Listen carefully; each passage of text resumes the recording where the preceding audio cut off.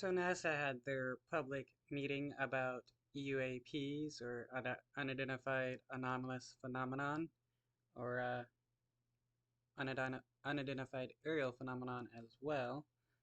Uh, it seems like NASA is going to go public with studies on this, to see if it's real. NASA's doing the what declassified. They're studying declassified documents.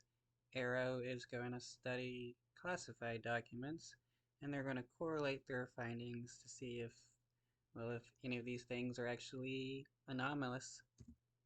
Have you ever wondered, are we really alone in the universe? NASA held its first public meeting looking into just that question 1 year after formally launching a study into UFOs, known now as UAPs, or unidentified anomalous phenomena. A panel of experts, including 16 scientists and retired astronaut Scott Kelly, came together to try and explain the mysterious sightings. But so far, the investigators say their work has been limited by a lack of data. A final report is expected by the end of July. CBS News space consultant Bill Harwood joins me now to help bring this story, I apologize in advance for this, back down to earth. Bill, first of all, this name change, why don't we get to call them UFOs anymore? Well, you and I can call them UFOs. I think what the government's trying to do is get away from the stigma that's attached to the phrase UFO. You know, when you hear that, you know, you think Roswell, you think E.T., Area 51, all these stories from the 50s. Well, it was kind of the government's fault that there is a stigma with UFOs, as they did a lot of misinformation, disinformation, and stuff when it came to their various black projects and people thinking they were aliens. There's really a stigma attached to it. You know, the science community simply doesn't take it seriously, and a lot of people, the public, don't take it seriously. So they do want to take it seriously. They do have unexplained phenomenon that there's no easy explanation for. They want to approach it scientifically, and they want to do it without a bias. And so the UAP name they've given it, it's intended to do just that, to be more objective about this and to get away from that UFO stigma, I'll call it. And so what have they discovered so far, Bill? Well, just what you said. The problem is the data. You know, they have about 800 sightings of things over the years that kind of defy easy explanation. But the problem is the data is just not good enough to reach a definitive conclusion as to what the objects might be. They did say, however, that there's no definitive evidence anywhere that aliens or extraterrestrial intelligences are involved in any of this, at least not yet. And the whole point of this panel is to come up with recommendations to NASA for ways to improve data collection, to get more valid sets of data that shed more insight into the nature of these things. And that involves everything from, you know, knowing how your camera works, operator error, the weather, lighting. There's all kind of issues that go into muddying up the data that they want to come up with techniques to make better. In this process, Bill, I understand that NASA says that there's been some online abuse leveled at some of the members of this committee. What's that about? Yeah, you know, that caught me off guard too, but when you think about it, it kind of makes sense. We live in a very polarized society today, as you well know, covering politics. And when it comes to UFOs, alien intelligences, you know, things like that, there's really very hardcore camps on each side of that question. There are people out there that believe UFOs are absolutely real phenomenon with, you know, E.T. and everything involved in it. And there's others that think that all of these things have rational, normal explanations that don't require it. And so online, you know, when you have... I mean, for the moment, it's safe to assume that anything that could be a possible aircraft, it's man-made, because so far that's all we've seen. Even all the times in the past where people thought these objects were alien spacecrafts, turns out to just be secret projects of the government. Eventually, I mean, maybe aliens are coming to Earth. I mean, aliens existing on other planets, that is 100% feasible.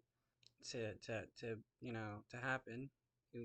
We got life on Earth, so there's going to be life somewhere else in the planet.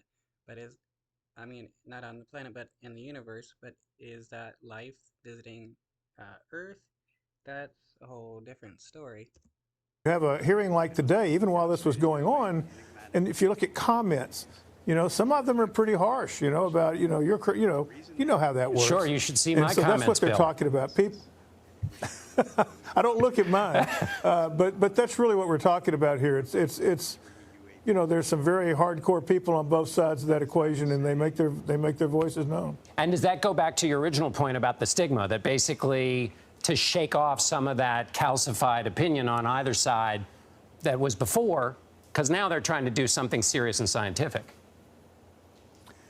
Well, that's right. I was reminded today, there's a scene in, I think it was the movie, Close Encounters of the Third Kind, where a commercial airline pilot early in the show, something goes by him. I mean, the audience knows that's obviously a spaceship or something. And the FAA, the control tower, calls him and says, "You want to report that?" And the guy goes, "No, I don't want to." And one of the points they made today is they want to get commercial airline pilots, for example, to feel more comfortable reporting incidents like this so that they.